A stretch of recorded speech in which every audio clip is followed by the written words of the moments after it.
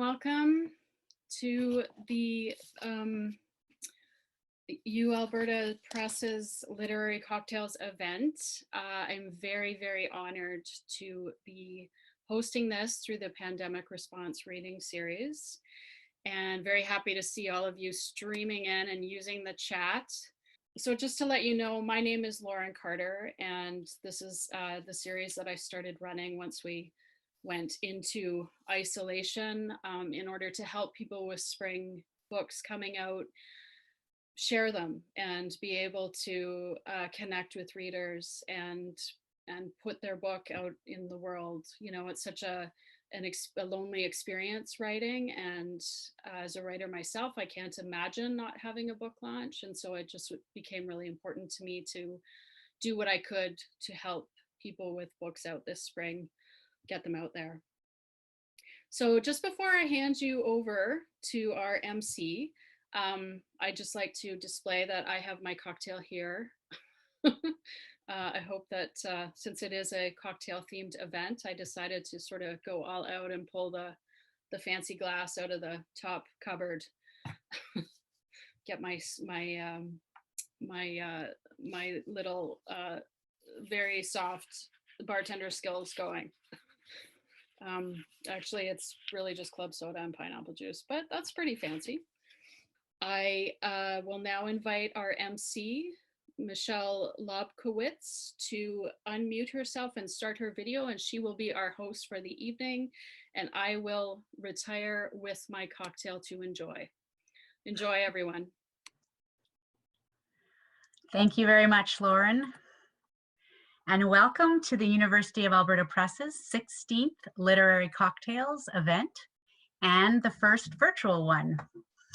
Literary Cocktails has always been a chance for press staff and authors, our university colleagues, friends of the press, and just book lovers generally to celebrate some of the literary achievements of this preceding year.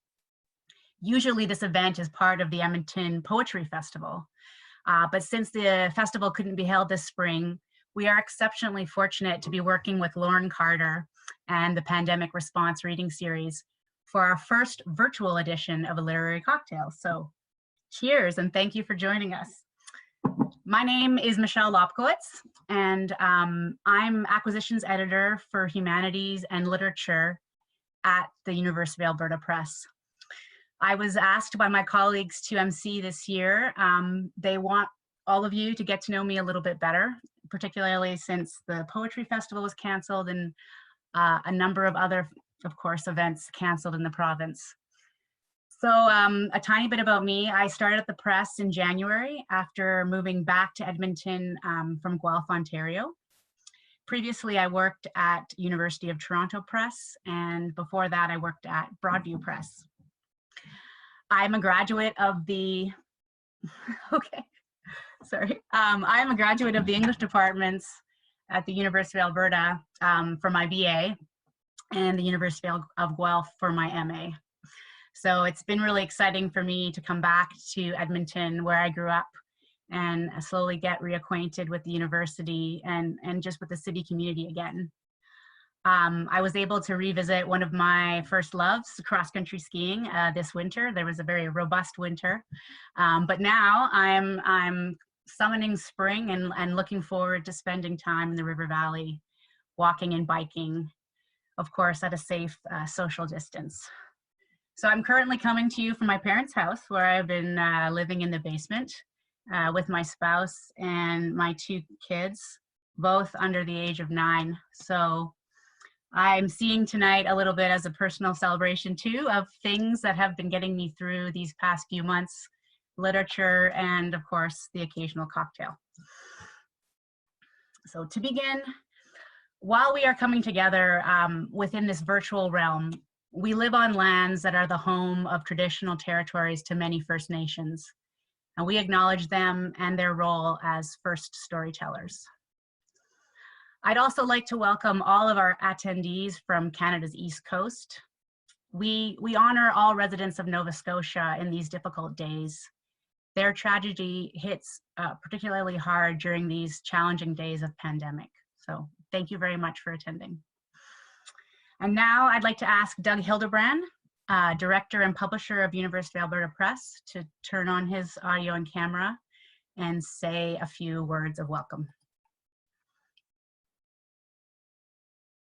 All right, thank you, Michelle. It's such a pleasure to be here with all of you this evening, and I'm so happy we've been able to continue with the literary cocktails tradition. Thanks to Lauren Carter for hosting us on her pandemic response reading series, and to my colleague Michelle Lopkowitz for emceeing. Kathy Crooks, the Press's Associate Director, works, I think, 30-hour days to promote our books, and she deserves a big shout out for being such a driving force in Alberta publishing. I'd like to pay special attention to Houghton Boston printers in Saskatoon.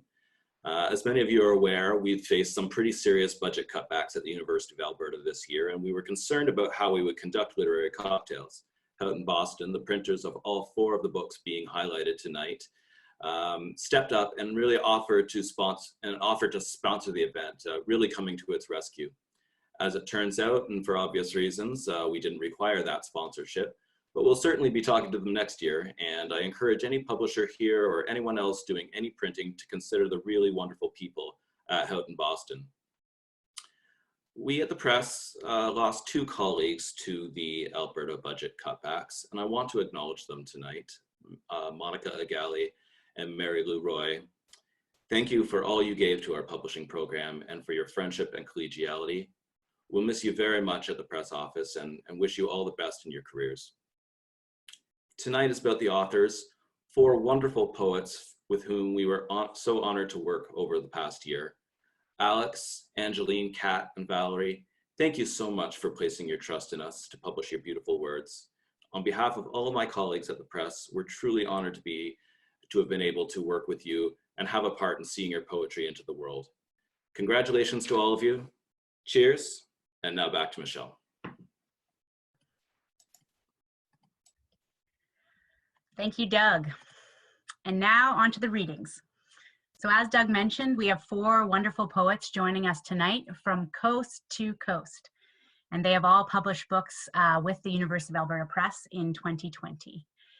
These 4 books are the newest in our Robert Croach series of creative works. And reading order was established going from east to west. As Lauren mentioned at the beginning, if you have questions for any of the poets, please type them into the Q&A tab. And now we will begin with Alex Pierce. So Alex, you can go ahead and turn on your audio and camera. Thank you.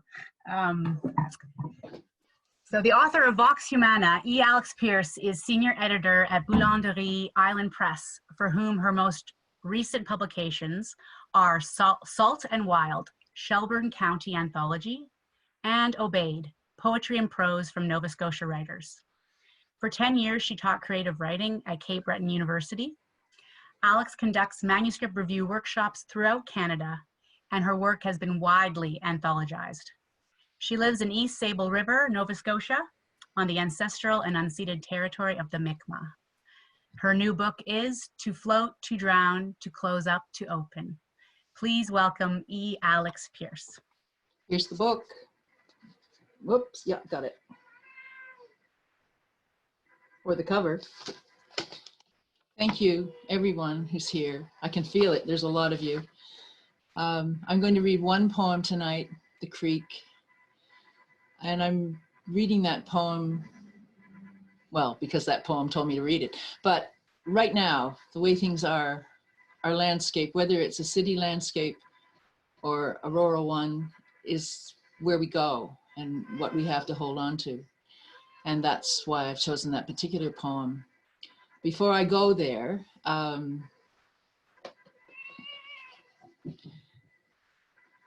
just want to thank everyone. I want to thank the people at the Press. I won't go through all the names, except I have to say a particular word to Mary Lou, who took over when the time came, and we spent a lot of time working. And of course, Peter Midgley, my first editor on the book. Everyone else, design. I'm telling you, if you can get them to publish your book, just go for it. Just keep knocking on the door till they let you in, because it's been amazing. Of course, my friends and fellow readers and people who stood with me over the empty page, and no book that I can ever imagine gets published alone. And also just a quick backstage work to everyone who helped in the past 2 days to sort out tech stuff. The rest of you don't need to know. We're here and we're wonderful. And this isn't such a bad way to do a reading after all. All right. Where I live, in a house on a hill, the landscape, a big piece of the landscape is a salt marsh and a creek that's down below the house. And then that, of course, goes to the ocean. But here's how it works. Way up in the bogs starts a little brook, and the little brook runs down through the bogs. And just below a big hill on the road that leads up to my house, I suppose I could wave my arms, but I better not on this, there's a little bridge. And that brook, which is brown and dark from the peat water, the brook runs underneath the bridge, and it runs out like a brook should and goes to the ocean. But the ocean at high tide is salt water, and it comes up into the brook and they meet. And when you have that configuration, that's how you get a salt marsh. The salt marsh hay is, well, it's salty and it's very green. And when we were kids, you could tell that the cows had been eating the hay from the salt marsh. We're a lot more than cows and hay and marshes, but when it gets right down to it in the East Coast, we have our own particular connection to land, particularly to land that borders on the ocean. So my suggestion would be that you just close your eyes and listen to that brook and my creek. Here we go. When the light changes, day shadow crawls across the land, black suddenly, arrived from slow increment, the day the eye's mind registers the end of summer. Black green between the blades of grass, black green in the spaces between the apple leaves. The green still green, but dark, in every place a shadow finds to form. In folds of cloth, a dress hung on the clothesline, its looping skirt a shape, a missing body, someone gone. All the opened spaces filling up, containers holding a light, thick, liquid, ochre and umber, rich, August, inexorable. A hand upon your arm, come, now. To float, to drown, to open, close up. To attend, watch, alliterate, mourn with the outflow, that words might come, consequence of creeks, of rivers' mouth, spilling constant, river-born and tidal, pulling in and flowing out, to follow down through field, to pasture, marsh, the land below the other house. To arrive at, to attain the creek, a long channel and a lung for drawing in, for flinging out, the golden water moving, steady, dark trembled in a braid, from the peat water washing down, black-brown, iron red, running, coursing all its minerals into the water brook, the brook that makes the creek. Rhodora at its edges in the spring, sheep's laurel, alder, ash, and hackmatack, wild pear and wild cherry. And I, its child,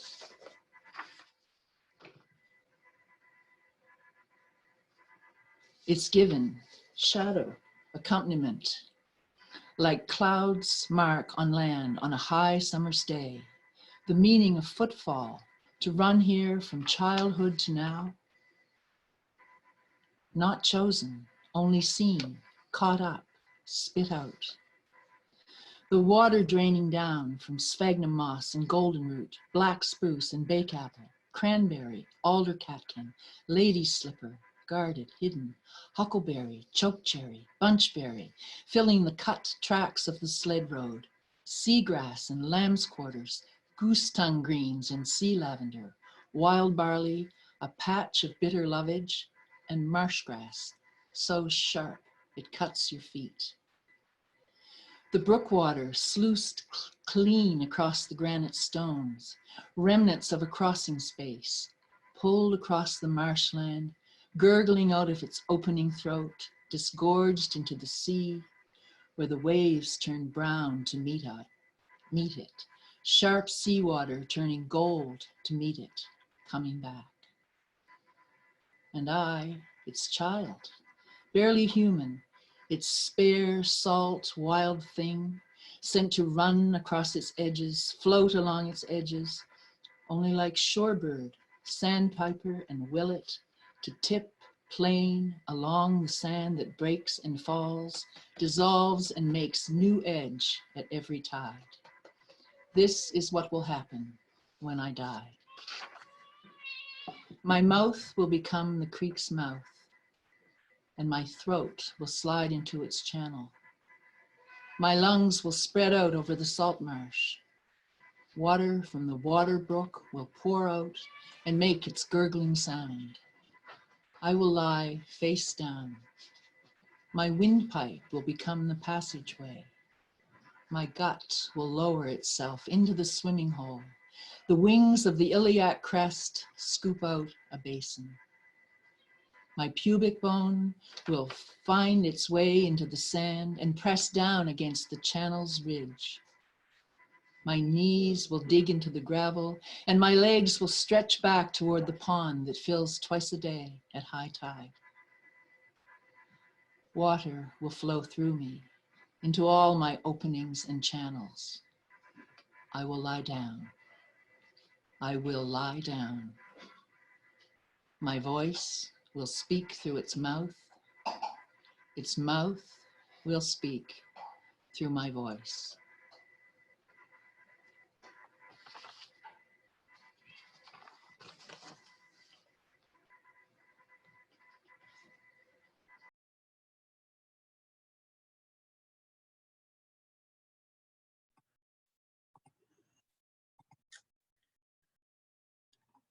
Beautiful. Thank you so much, Alex.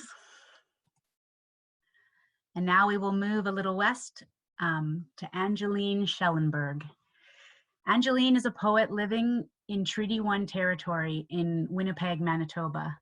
Her first full-length collection, Tell Them It Was Mozart, received 3 Manitoba Book Awards and was a finalist for the Relit Award for Poetry. In 2019, she published 3 chapbooks and was shortlisted for Arc Poetry Magazine's Poem of the Year. She has served as Deep Bay Artist-in-Residence at Riding Mountain National Park and host of the Speaking Crow reading series. Her latest work is Fields of Light and Stone. Welcome, Angeline.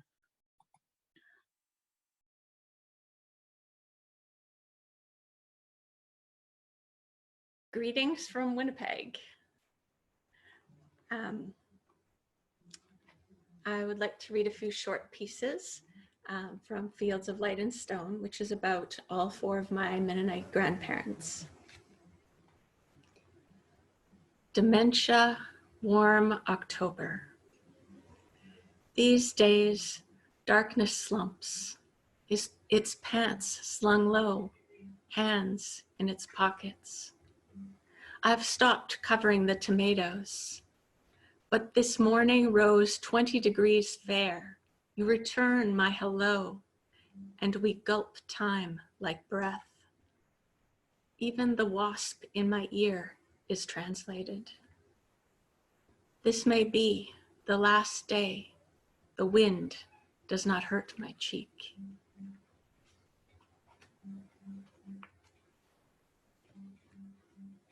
After AIDS.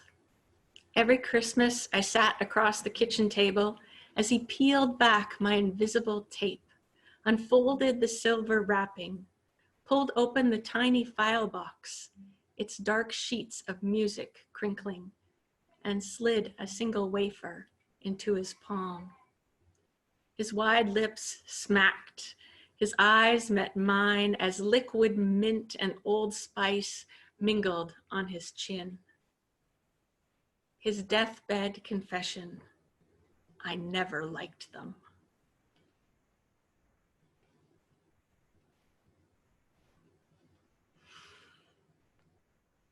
between seed and harvest.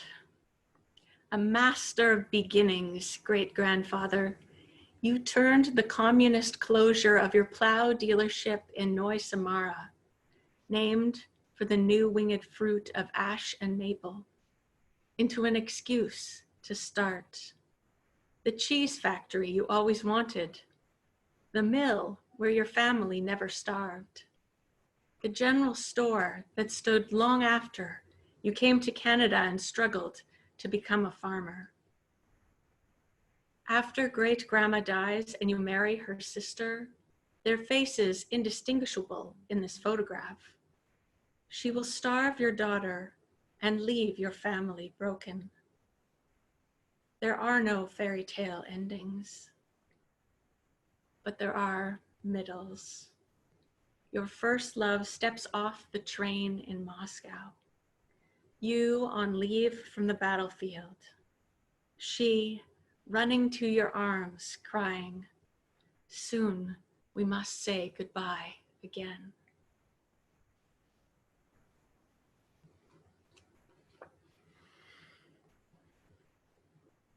Deep breathing. The day, squeezing my husband's thumb till it throbbed. How long since we've slept? The nurses, the circle of nurses tightens around me, urging, push, push, more, push, push, again, more. Don't you want to see your baby? Focus on breathing. Slow in, slow out. He's here. The night, my hand on grandma's heavy arm, feeling for pulse. Doesn't she look asleep? Aunts and cousins ring the bed, chanting, you're free, you can go, we love you, you can go. Do you see the angels? Focus on breathing. Nothing in, nothing out. She's gone.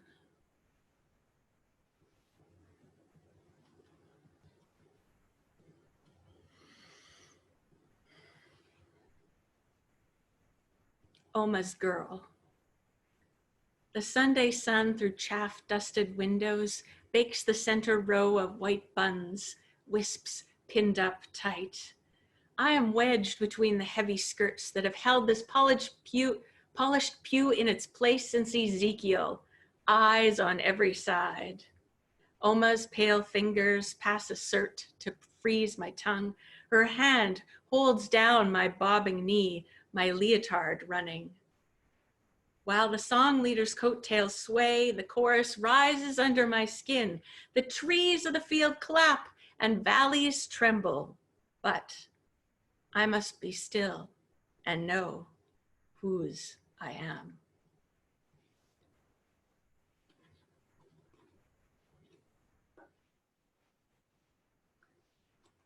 Edges, 1. She perches on the edge of a piano bench in a field of light. It's 1919 in a Ukraine before famine, and Oma is singing. Her lips part so wide, the extravagant sky may fall in. 2. I perch on the edge of a stone flower bed in a field of dust. It's 1986 and Oma is pulling up red geraniums. Arthritis steadies her, gives her something painful to put her finger on. She moves, displaces air, her bones heavy with skimmed cream, her voice borrowed from crows, her arms soft petals. 3. I perch on the edge of adulthood in Oma's hospital room. It's Easter 1998, and Oma is inflated with cancer. Curled, she imagines peace, shrinks to fit inside. Her eyelids fly wide after her last breath. first glimpse. Before I read my last poem, I want to say a huge thank you to Lauren and Michelle and Doug for hosting this, and to everyone who helped put the book together, to the Manitoba and Winnipeg Arts Councils for funding, to my first readers, Joanne Epp and Jennifer Still, my acquisition editor at the press, Peter Midgley, my editor, Alice Major, and copy editor, excuse me, Mary Lou Roy, and publicist Kathy Crooks, and the cover artist, Miriam Rudolph.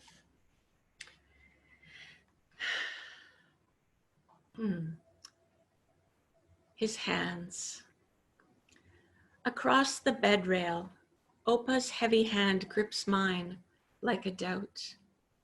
Here are the bright stumps my old self, the girl in pigtails, once wept over.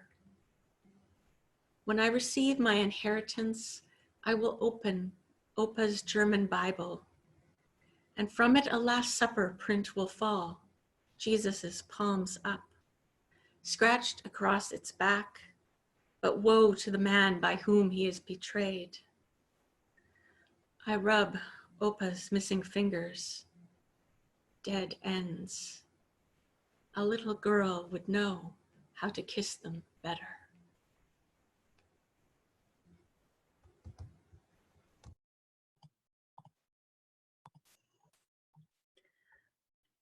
Thank you very much, Angeline. Just beautiful.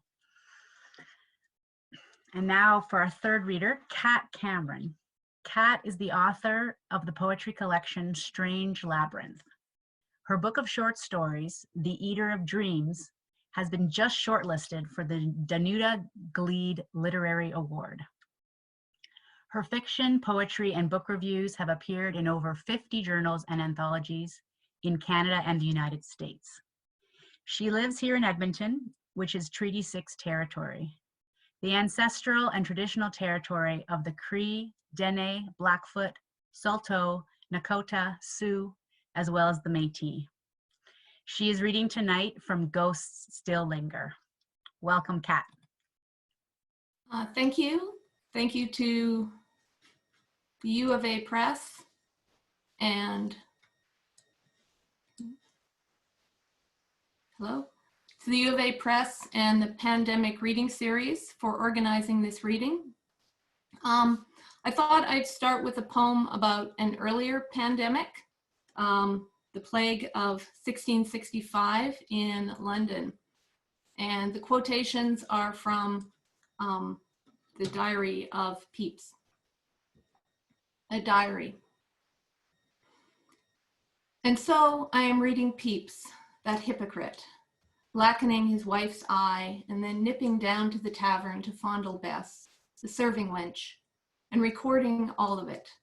His morning coffee, books bought, sums earned, his amours written in Latin shorthand, meetings with his patron, Lord Sandwich, such a name, hangovers, the king, prophets turned. Pepys in the year 1665 wanders the streets during the plague, notes red crosses on doors, bodies removed at night, over 6,000 dead, and he ponders how empty the streets are and melancholy. All through the summer he listens to bells tolling each death, except Quakers and Jews, yet remarks he feels the greatest joy. He exhibits an untroubled conscience.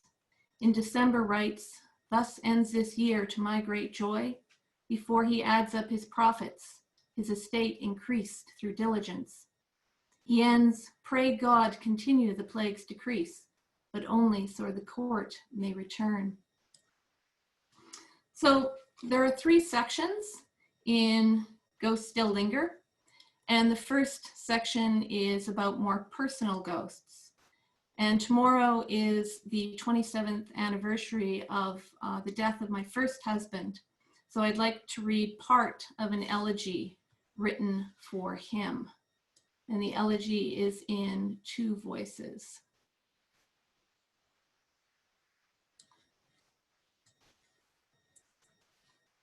haunted. After all this time, I am a ghost to you.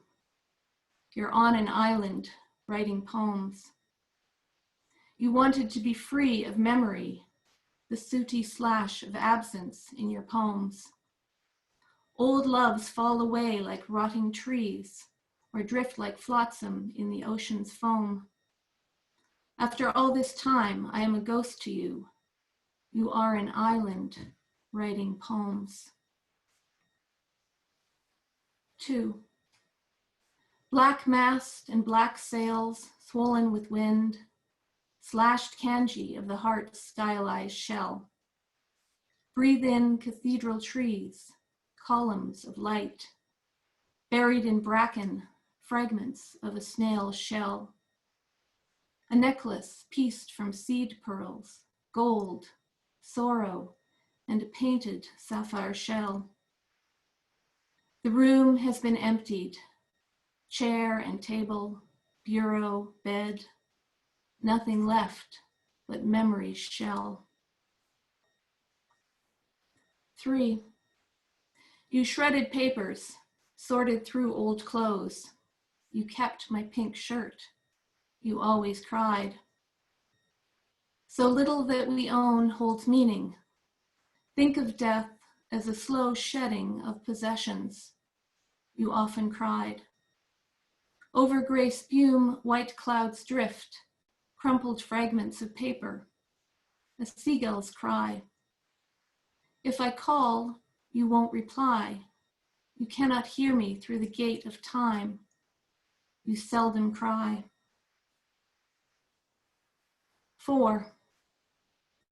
Tired of grief, I want to spend a month alone, watching the crescent wax and wane. Anger, denial, acceptance, filter through the pain, emotions ebbing through wax and wane. Quakers danced with ecstasy, struck by a bolt of light. My belief waxes and wanes. I watch the Pleiades shine in the sky's unseeing dome, gutted by the work of wax and wane.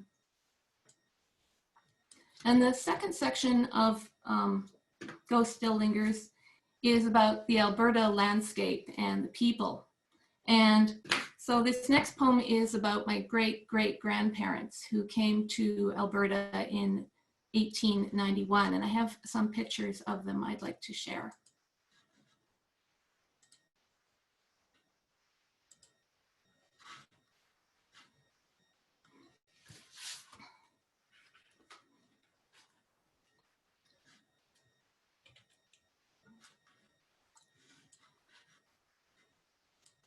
Old North Trail. I will drive now to Innisfail and stay at the Super 8 Motel, where old men smoke darts dispensed from vintage vending machines in the Stagecoach Saloon, paneled in knotty pine, and the road crews swill Big Rock beer and dream of their wives in double-wide trailers set in yards overgrown with lilacs and caragana. I will drive up the Old North Trail, the same trail my great-great-grandparents followed in 1891.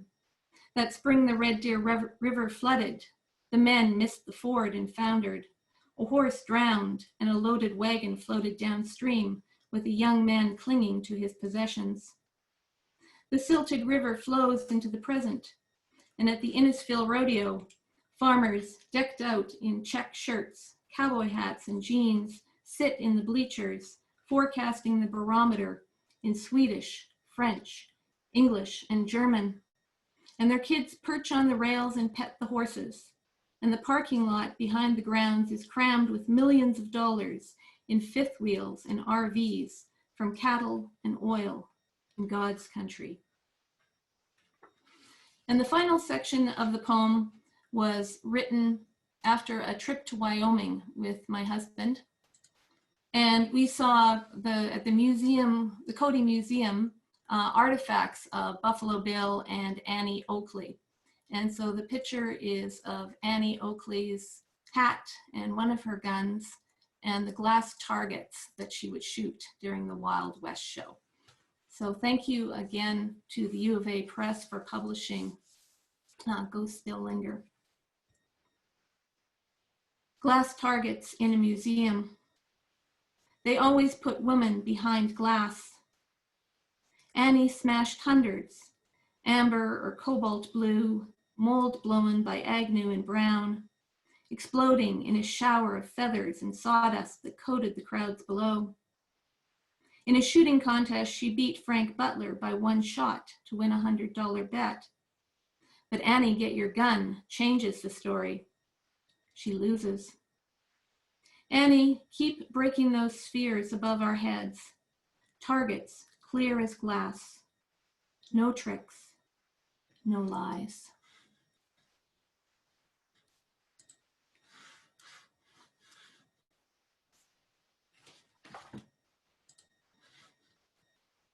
Thank you.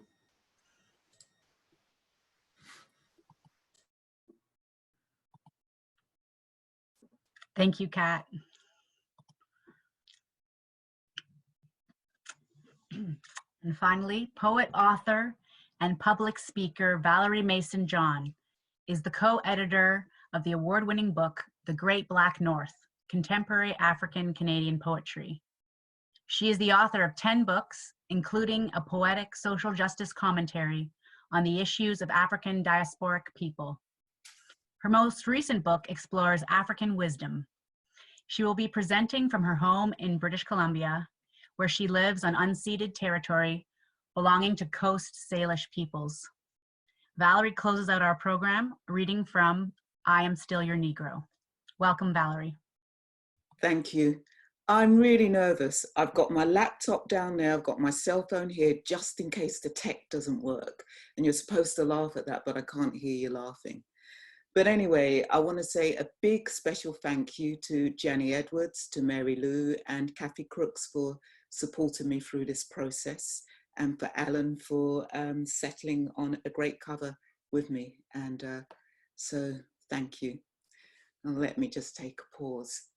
So I'm going to read from my book, I Am Still Your Negro, a homage to James Baldwin. Cinder's Time is my first poem.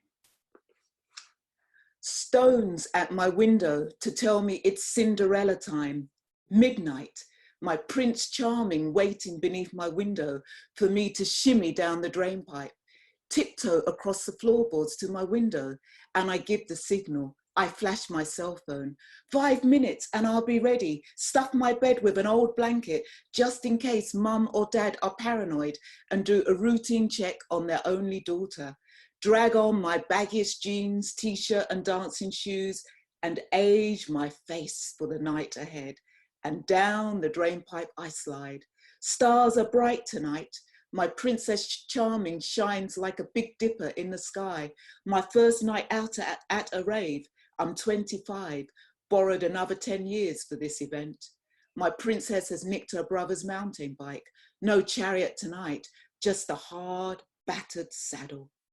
My prince, legs almost dead by the time we reach the steamy gateway to escape from samsara.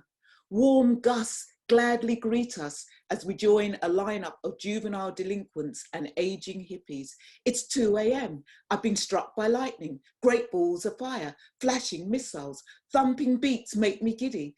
I finally made it into the cavernous hole of heaven and hell.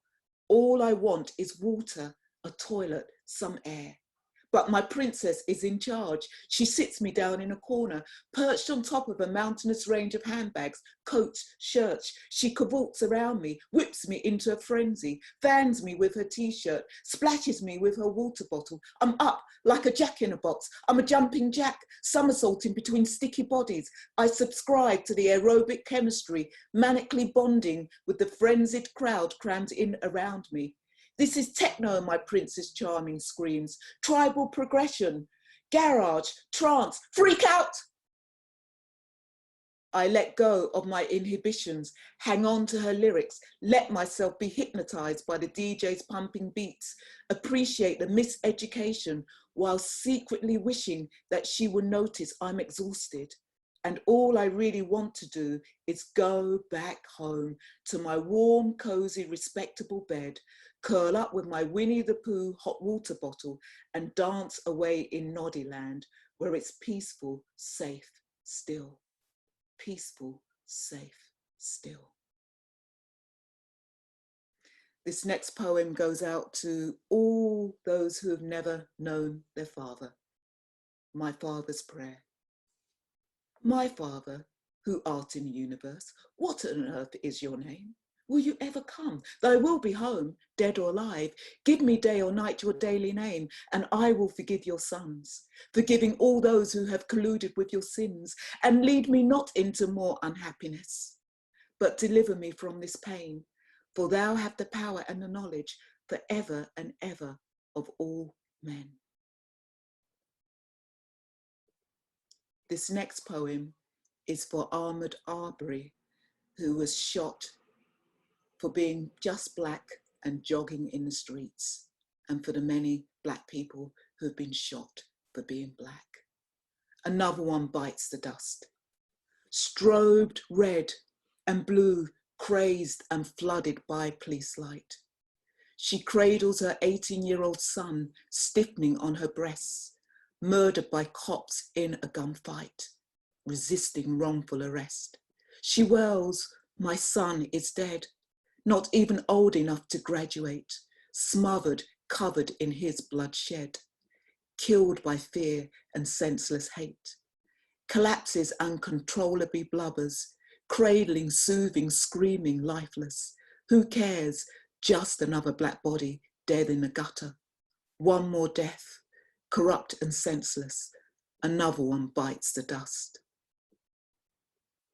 And I end with my signature poem, I Am Africa. I am Africa, polished by the Saharan sun, blue-black, red-black, brown-black, blonde-haired, blue-eyed, thick-lipped, swinging in my hips, swimming in my jeans, ebonized like my Madagascar trees. I am Africa, a galaxy of 54 countries, 9 territories, 2 disputed states, orating dialects of over 3,000 overtures. I am language literate, language articulate, laughing, drumming, dancing, a cappella voices telling my story. I am Africa.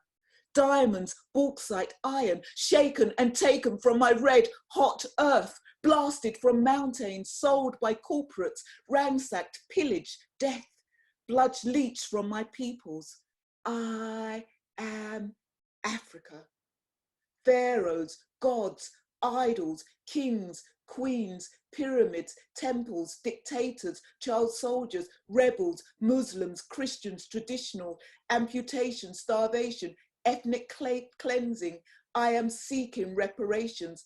I am Africa. Pillaged from my villages, chipped from my ancestral line, chained to my sisters and brothers, cattled and sardined as we journeyed the Middle Passage, dead and alive, refashioned to fit into the colonizer's narcissistic mold. I am Africa. Desert, jungle, forest, mountain, ocean, urbanized, gentrified, petrified forests, a kingdom of nature, a safari of animals missing their ivory, horns, skins. I am Africa, the mother of all peoples, the mother of all nations, birthing the first humanoid, civilizing the first society, robbed of my riches, compensated with poverty, famine, AIDS, infant mortality, war. I am Africa. What is there left to take? Africa? Africa? You can never take Africa, because Africa is a spirit that always roams my continent. I am Africa. Thank you. And thank you to the UAlberta Press for producing a fine looking book.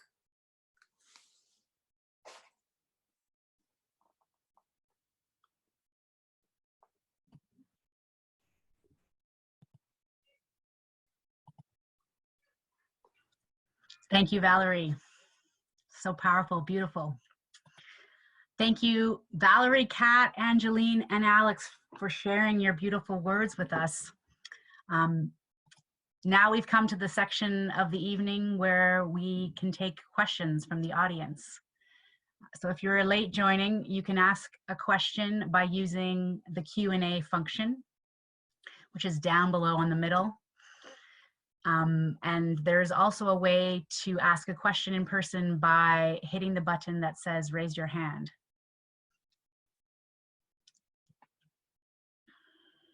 So there's some wonderful comments coming through the chat. Thank you, everyone.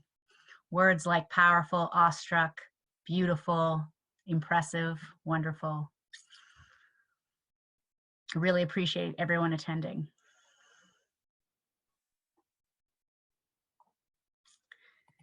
So there is one question coming through that I will read. This is directed to Kat Cameron from Leslie. Kat, in that poem about your great or great-great-grandparents, I hear an allusion to Yeats in the beginning, with Innisfail substituting for Innisfree. Is that allusion intended, or am I just making it up? If it's intended, what work is that allusion doing in that poem? Well, that's a good question. The allusion is definitely intended. It was definitely meant to echo Yeats. And for Yeats, that poem, I will go now to Arise and go now to Innisfree, is going to a place that is very special to him, and traveling to where my great-great-grandparents settled was very meaningful for me. So that was, the allusion was intended. Hope that answers the question.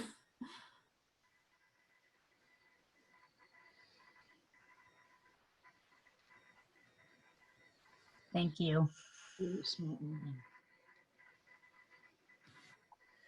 Do we have any more questions for our poets?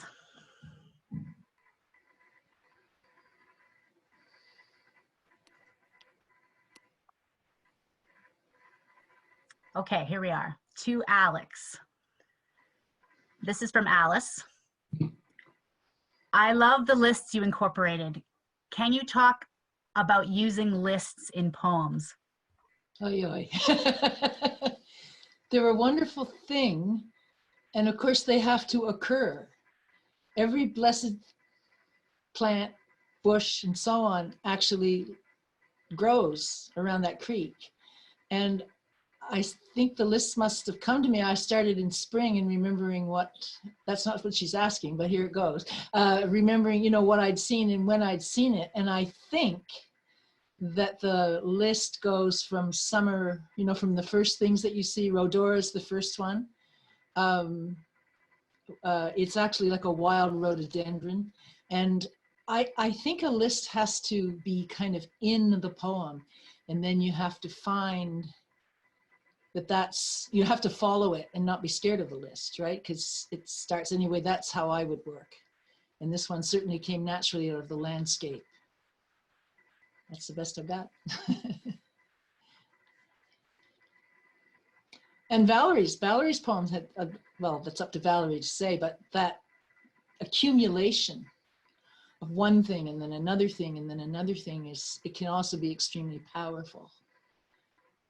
Yeah.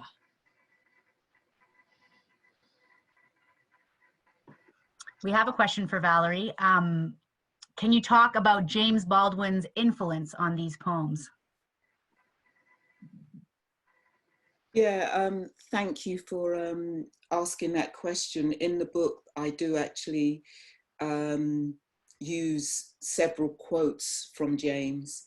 And I think for me, I was, you know, after watching I'm Not Your Negro and just thinking what James was talking about, yeah, it's still happening now. And that was the place that that was a place that I started a couple of years ago. I was just completely traumatized with the amount of young Black people who were being killed by the police. It just completely traumatized me.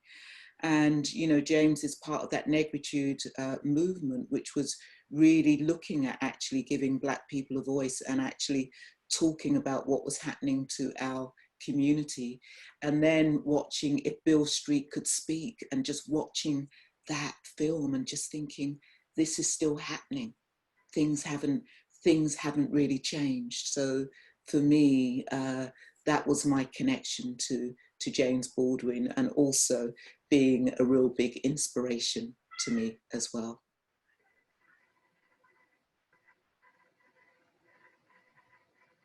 Thank you. We have a question for Angeline. I'm familiar with Ukrainian views of Meno history and vice versa. Do you know about Nestor Makhno? Pardon my pronunciation. Makhno, yeah. Makhno, thank you. Yes, I actually have a poem about Nestor Makhno's revolutionaries, because one of my favorite stories that my grandma told was about her, before she was born, her mom and her older sisters were home, and some of Makhno's followers came into their house and started looting it. And one of the soldiers stole their butter, put it in his back pocket, and the little girls watched as it melted and dripped down his bum. So it was like, it was both funny and terrifying at the same time. And I always asked her to retell that story. So that one's in the book. Thank you. Here's a question for any of you or all of you. All four of you were referencing your origins in the poems, your land, your parents, grandparents, ancestors. Is that deliberate on the part of the press this evening? I don't think it is, but that is a thread that ran through all four readings.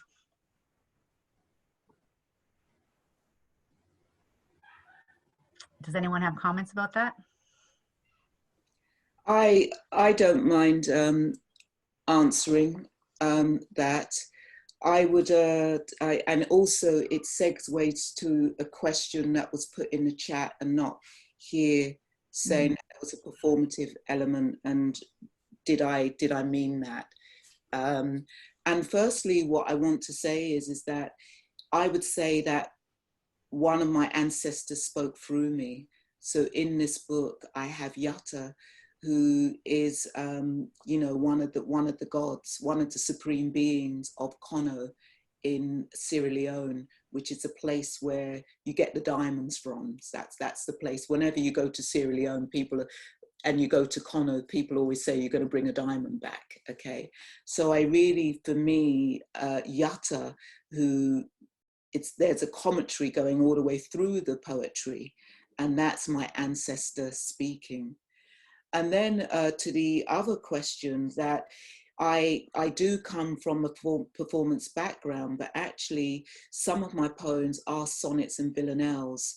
And so of course, when I perform them, then something different happens. But then reading them on the page, you will see that actually, yeah, that I do use traditional poetic forms in some of my poems.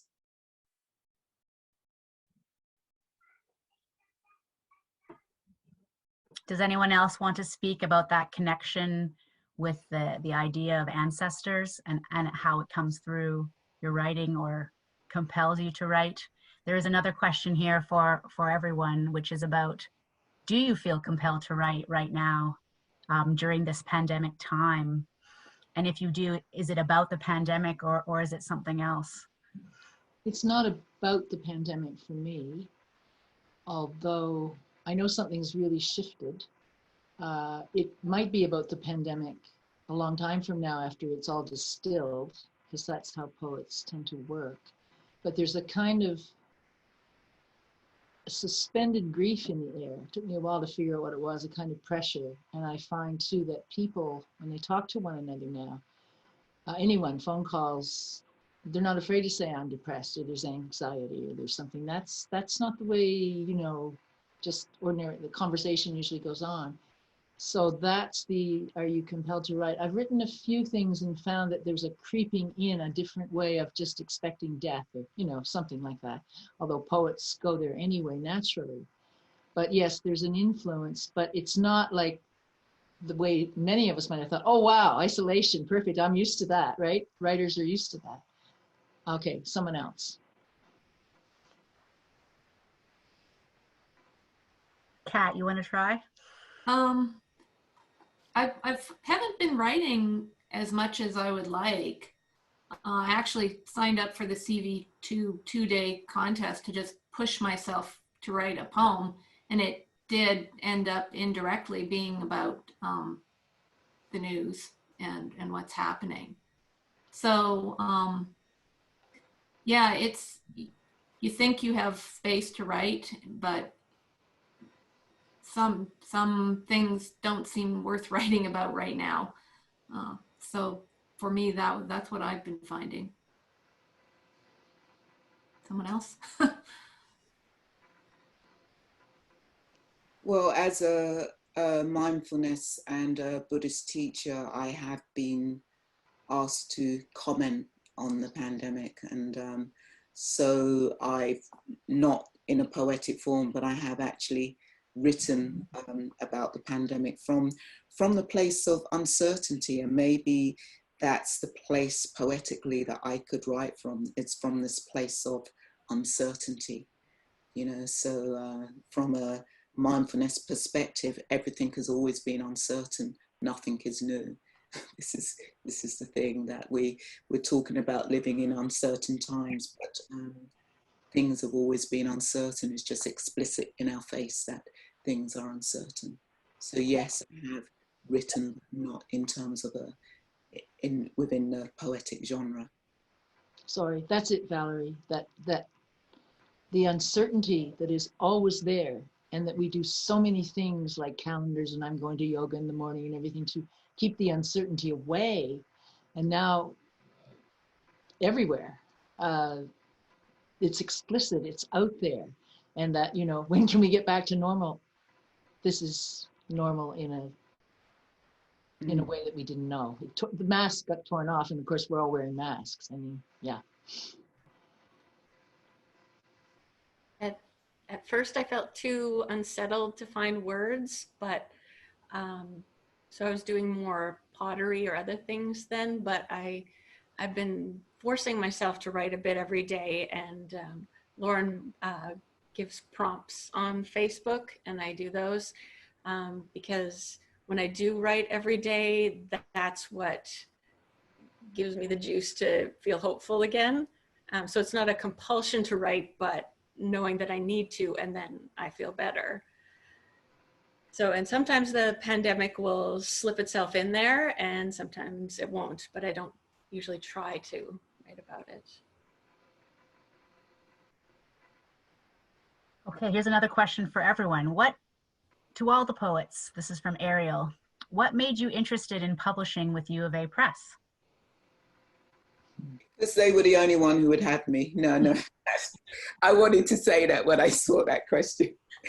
I had a relationship with Peter Midgley. He likes my work, and he said, I'm really interested in seeing what you're writing. And so, you know, when a publisher kind of says that, it's opening the door, and it's for you to walk through that door. So that's my answer. I wanted to publish with the U of A Press because an entire section of the book is about Alberta. And so I wanted an Alberta publisher, and I have friends who published beautiful books with the U of A Press. Lisa Martin and Alice Major has published. So I just love the books that they create, and I'll put it up again because I cried when I saw my cover the first time. It's so beautiful. So thank you, Alan, for my cover. I love it. So that was my reason. Mine kind of came through Peter as well. I was talking to Kimmy Beach, who's published with University of Alberta Press, and saying that I had this manuscript, and she said, oh, well, I'm friends with Peter Midgley and he happens to be in Winnipeg, and I've told him he's meeting you for coffee tomorrow. And so I met with Peter and told him about my work and showed it to him, and he liked it. And they couldn't publish it right away, but he told me to send it back again. So here's the anecdotal narrative. I had finished a book, just finished it in the late spring anyway. So of course I'm looking, and I called 2 university presses that morning and left messages. I had heard of Peter's editing, and I had seen some of the books. I too had some friends who published there. And the deadline was just about right. And I left a message, I think it was with Monica, and Peter called back and the other place didn't. And away we went, you know, yeah. And then it grew from there. Okay, we have a comment from Connie. I am intrigued by the specific places and how they influence the people. How do you connect the details of where and who? How do you choose where and who? This is not a really clear question, but is something I think about. Can anyone comment on this?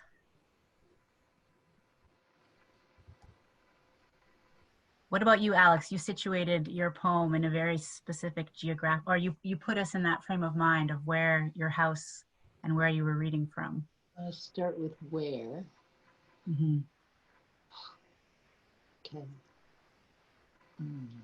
Well, there is no choice about where, in the sense that there's only a choice. There's only a choice of where, the where that matters to you. Mm-hmm. And of course, people write about exotic places and other places that they know, but maybe that's what the listeners and the readers were noticing, is that each of us is writing from something that seems to come right up from the ground in through us. I would say that about each of us in its own particular way. And so, just a second now, I'm getting it. Mine started, it's better to just tell a true story. My opening, the title poem, To Float, to Drown, that's another story. But it started with the sound of the voices of my paternal grandparents in a little old house that's no longer there. The sound of those rumbling kind of voices late at night when we're kids upstairs in the bed, and we hear the sound. And I had tried to write that when I was in theater, oh God, years and years and years before, sort of that memory. And somehow by the time the poetry was ready and the memory could coalesce, and I had a language, not for theater, but from an internal language, those voices came back, and I just hung on for dear life and wrote about it. And then the memory started to connect to the memory of the sound of the speaking. And after that, I just followed it. So if we're deeply connected to where we live, or the who, which was the other question she asked, that's influences, I just think that when you get really down deep in those layers that you want to reach when you're writing, those things will come through. They will grab you.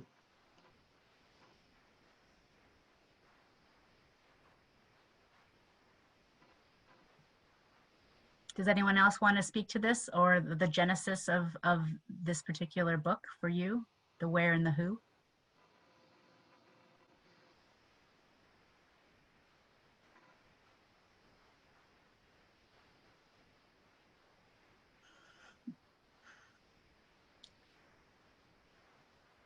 No pressure. You don't write about. It's not about. When you're really writing, it's not about, it's an engagement. Mm-hmm. Then you just hang on for dear life and deal with it and sit with it. And, we all know what it is. We do. We don't know how to say it until you really find the layers that you want to. And if you are a person of land or street or side, whatever it is that you are connected to in your body or in your blood, in your nervous system, that will begin to speak through you in some way. You'll just search for the language, but it's not standing back and taking a picture and describing a thing. It comes in through, and then you're working for the language. So it's the connection and then the capacity to somehow get connected to it in words.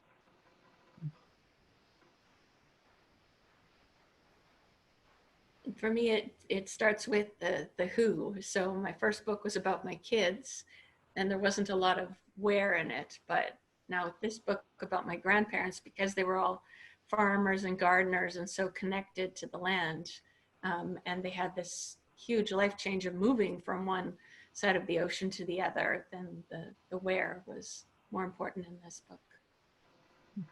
And for me in this book, it really was a response to the number of Black people being killed by the police. There was just, it was a way of me working through something, most definitely. And I would say that the muse, Yata, the ancestor, was the muse that spoke through me.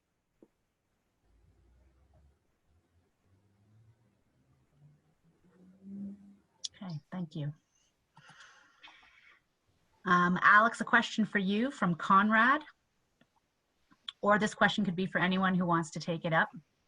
Hi, Alex. You mentioned after everything is distilled.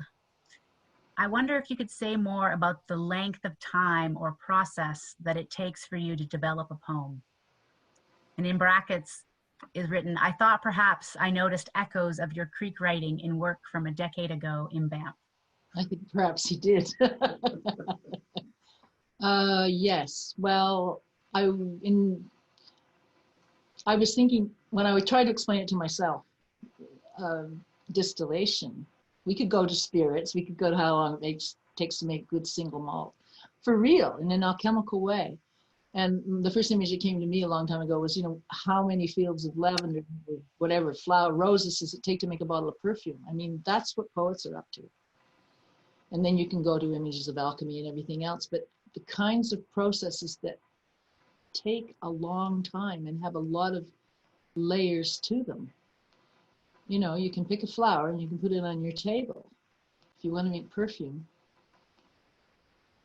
it's another whole thing. And that's why perhaps, we might be influenced by the pandemic when we're writing about it. I mean, when we're not writing about it, when we're just being.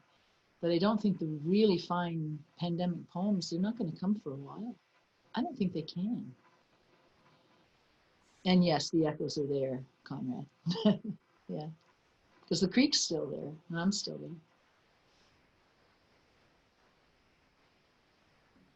That's a lovely image, the distilling a field of lavender down to a bottle of perfume. I love that.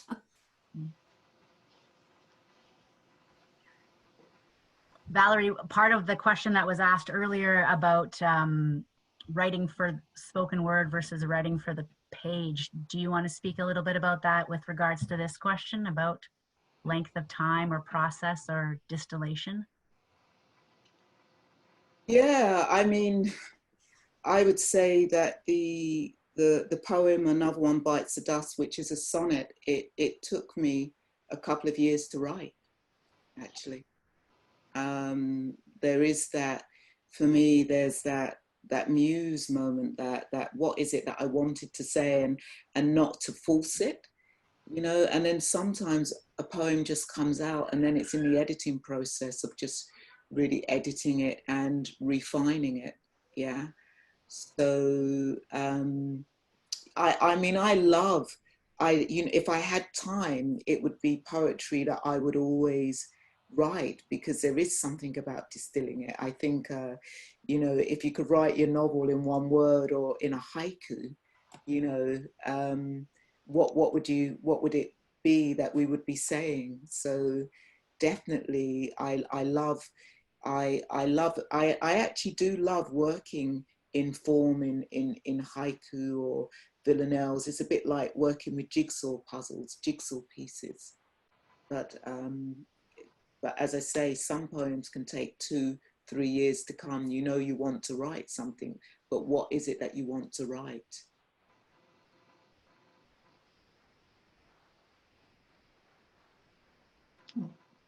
Oh, hello. Sorry about that. I like this question. What are poets reading right now? And can I answer that? Yeah. Please. I've just finished reading, as you know, Margaret Atwood won the Booker Prize with somebody called Bernardine Evaristo, who definitely I grew up with in my 20s, you know, in Britain. So it was just fantastic. You know, I know Bernardine really well, and it was just fantastic to hear, you know, this Black British woman who won the Booker Prize, and with Margaret Atwood from Canada, bringing my two worlds together. So I've just finished reading Girl, Daughter, Other, and it's really interesting. I mean, you know, she's in a way, she's created a new genre. I think it's a really interesting read, and she breaks lots of rules, and Bernardine is a poet. You know, she's written some of her novels in, you know, in poetry prose, but that's what I've just finished reading, is Girl, Daughter, Other, and I really recommend it. And now I want to read Margaret's book to just see the two, you know, why they couldn't split it and why the two won the Booker together.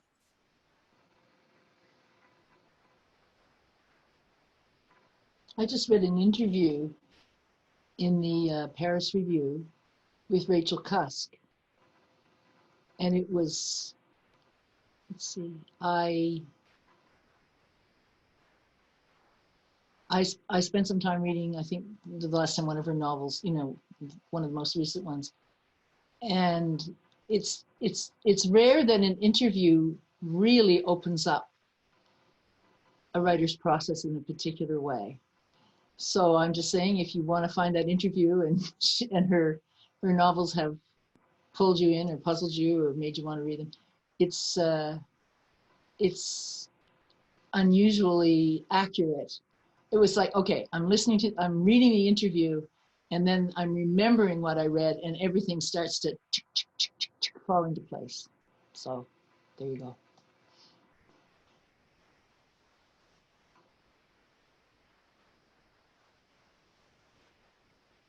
Angeline, what about you? What are you reading right now?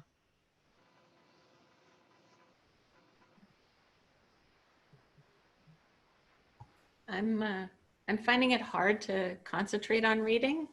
I'm slowly working my way through a novel called Come Thou Tortoise from a few years ago. It's quite funny. Forget the author's name. I'm terrible at remembering names. And I've started, I can reach it here, Five Wives from Joan Thomas. And I mentored a poet a few years ago, Tamar Rubin, and she just came out with her first book, Tablet Fragments. So I've been reading that.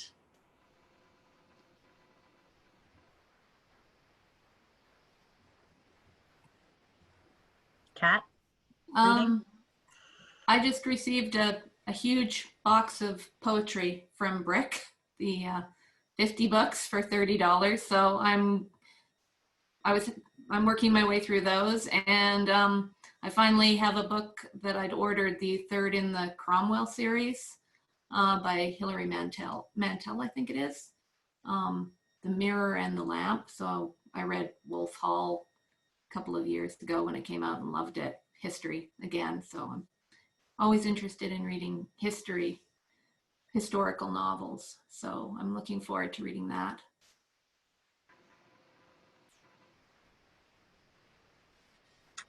Okay, we have a question about from Jennifer, sorry. I'm always curious about the routines of writers. Do each of you have a time structure in which you write? And given that this is a pandemic reading event, is it easier or harder right now to maintain that routine? I'll just answer that one. I usually write in the morning when I'm not teaching. So I teach from September to April, and I tend not to write as much then, but I still try to write in the morning. It's a little harder to write now because I like to write in coffee shops, and I can't go to coffee shops, so I tend to write poetry in coffee shops and haven't been able to do that for 2 months. I like to write at home by my sunny window. It's a little harder now because everybody's home with me and I like to be alone. But since I got laid off in December, I was writing from like 8:30 to 2 while my daughter was in school. So now I still find it easier to write in the morning before my inner critic wakes up.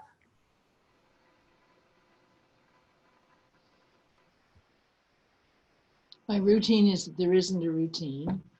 When I'm in it, I'll go for hours and hours and hours, and I don't even know I've done it. I mean, well, that's the place a lot of us like to get to. That's wonderful. There's a lot about writing that isn't writing, especially like maybe for poets, I don't know, maybe for everybody. So there's a lot about writing that isn't what someone who isn't writing would call writing. There's a lot about not sitting down and not having your fingers at the keyboard. It's what I let in, and what I don't keep out, and what I listen to. And if I go for a walk, I'll bring back a twig and I'll find it in my pocket and think, well, oh yeah, I wanted to look at that again. It's the observation and the paying attention and the sitting with it. And it takes a while, I think, to get to the point where, oh, this is part of it, right? How something looks and everything, and just letting go of the fact that writing isn't all about the fingers on the keyboard. And if it's strong enough, it'll make a routine out of me. So, and sometimes I do, there's a thing, you know, there's many grinds around. Sometimes I actually sign up. I actually did in April, because I knew I wasn't writing, and I signed up, and you know, you make the commitment for a month and you post something before midnight, and you just sign whatever the genre you've signed up for. And we don't comment on each other's work. It's just post it, and you get falling asleep on the sofa at 10 o'clock and so, damn, it, you know, post it before midnight. So that is a kind of imposed routine that actually works for me sometimes. And of course I do. I mean, I dig back in the old, you know, new work files from 2012 and grab something and then work. So I resisted that. I'm an awful resistor when I resist until I get over it. And I resisted that the first time I did it. But actually, the last 22 pages of this book came out of the first grind that I did. So that's a roundabout answer, but it's got a lot of fact in it, a lot of real fact, because sometimes there needs to be a kind of resistance, like I've got to post it again. And you know, none of it makes sense while you're doing it. It's only after that we say, oh, that was the pattern. Oh, that must be what happened. It's a mystery, and it's a real one.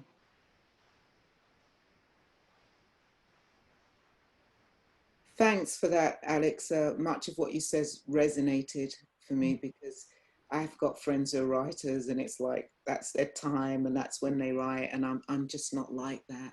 Mm-hmm. I mean, one thing that will get me writing is a paycheck at the end, a deadline. I'm an ex-journalist, so you know, that would get me writing. But actually, as you say, for me, there's so much more to having my fingers on the keyboard, and I still like to longhand stuff first as well. And you know, for me, it's like actually to be able to write, to muse, I need to, what do I open my sense doors to? You know, I need to move, I need to walk, I need to talk. There's so many things, and the writing is the last bit. Maybe that's the cherry on the cake, really. So, you know, I think, you know, if I was to box myself and put myself into some kind of category, I'm a binge writer. But, you know, but then once it's out, then that's great, because then I've got something to work with, and then I get, you know, I can get really kind of quite obsessed, so I can be quite obsessive as well, you know. I mean, at the moment, I'm working on editing an anthology, so actually I'm reading a lot of people's work, and I've got to write something as well. And so I'm in this phase of writing, but I'm not actually writing, but in this phase of writing, and I don't know what it is. It will write me, I won't write it. You know, I think for me, that's the beautiful thing about writing. When I'm truly writing, I'm not the person who's writing. Something bigger than me is actually doing the writing. It's not me who's doing the writing.